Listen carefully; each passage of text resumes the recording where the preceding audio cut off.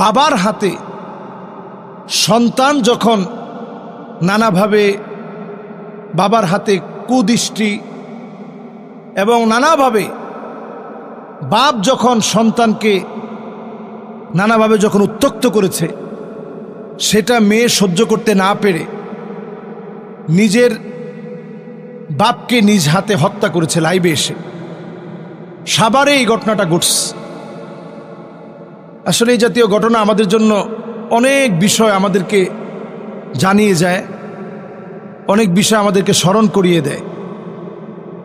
সত্যি আমরা এই জাতীয় ঘটনা দেখলে আমরা অবাক হয়ে যাই যে জন্মদাতা বাপ তার মেয়ের দিকে তার কুদৃষ্টি দিতে পারে, হাত বাড়াতে পারে।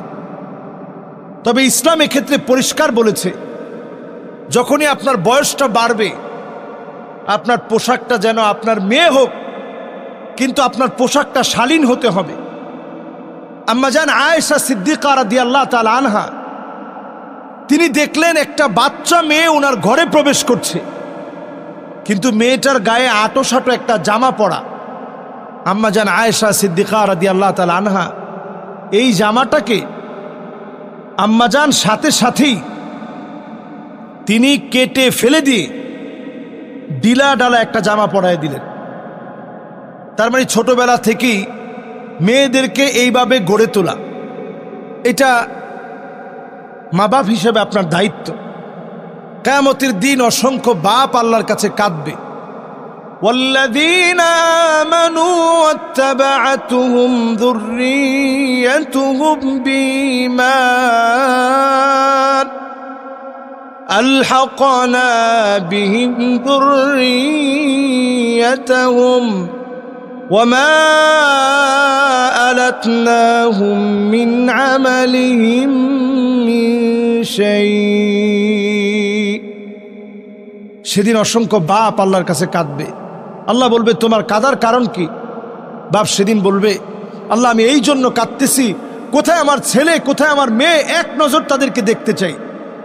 অসংখ্য বাপ সেদিন তাদের ছেলে মেয়েকে পাবে না।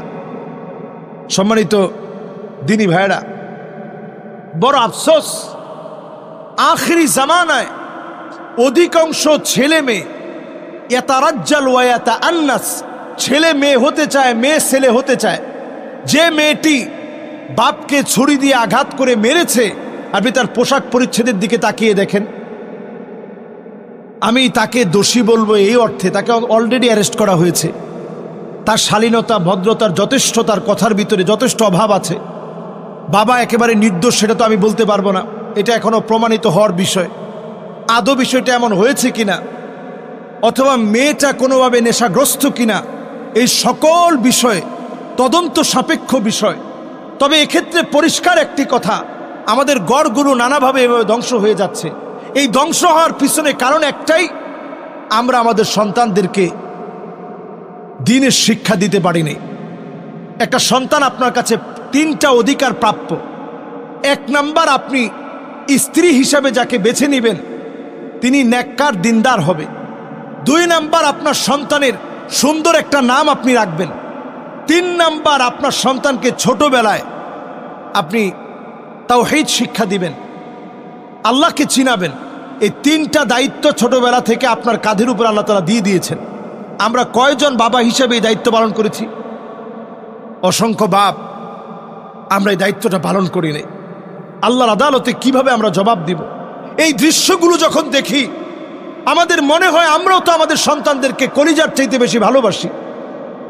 সেই সন্তানদের হাতে মা বাপ খুন হওয়া, এটা কিয়ামতের একটা আলামত। নবী আলাইহিস সালাতু ওয়াস সালাম বলছেন, লা তাকুমুস সাআহ, ততক্ষণ পর্যন্ত এই দুনিয়া শেষ হবে না, হাত্তা ইয়াকতুলা আবাহু, যতক্ষণ সন্তানদের হাতে বাপ মারা না যাবে।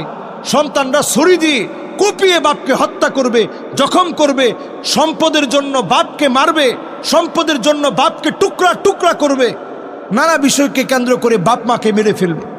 এই দৃশ্যগুলো এখন প্রতিনিয়ত হচ্ছে। এটা কিয়ামতের আলামত। আল্লাহর কাছে আমরা পানাহ চাই, মাআযাল্লাহ, যে ঘটনা ঘটেছে সূক্ষ্ম থেকে সূক্ষ্মভাবে আইনি তদন্তের মধ্য দিয়ে এর নিরপেক্ষ বিচার হোক, জাতির সামনে প্রকাশিত হোক। বাবা নামের কোনো নর পশু যদি এমন থাকে, তারা যেন দৃষ্টান্তমূলক শাস্তির আওতায়, অবশ্যই যেন তাদের দৃষ্টান্তমূলক শাস্তি হয়, এটাও আমরা চাই।